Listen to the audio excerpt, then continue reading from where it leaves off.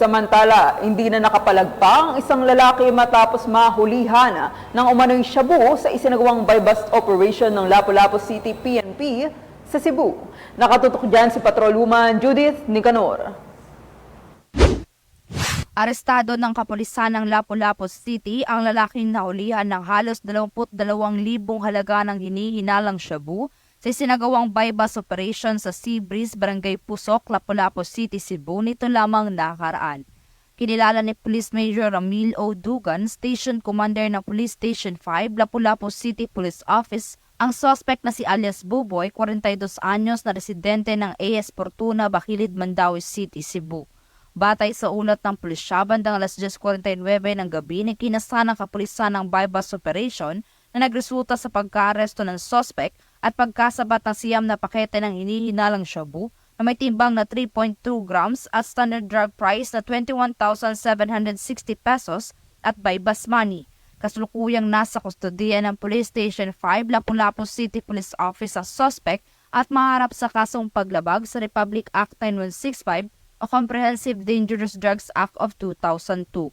Good day everyone, I am Police Major Ramil Dugan, the Station Commander of Police Station 5, Lapu-Lapu City Police Office.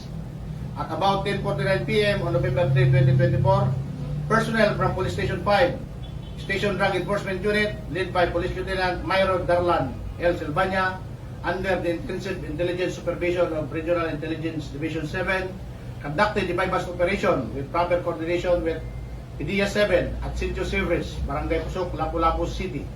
This operation resulted in the arrest of the suspect, also known as Buboy, who is listed as a street-level individual. Today, we acknowledge the significant strides made in our ongoing efforts to combat illegal drug use and trafficking.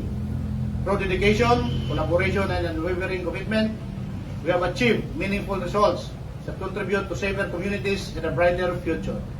Our accomplishments reflect the hard work of law enforcement, community leaders, and every individual who supports a drug-free society.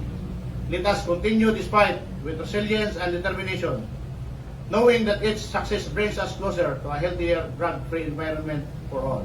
Ang kapulisan ng Lapu-Lapu City ay patuloy sa pagpapaigting ng kanilang kampanya kontra iligal na droga. Ito ay alinsunod sa isa sa pangunahing prioridad ng pamahalaan na labanan ng mga sindikato ng droga sa pamamagitan ng pagpigil sa kanilang mga iligal na aktibidad at pagbuwag sa kanilang mga operasyon.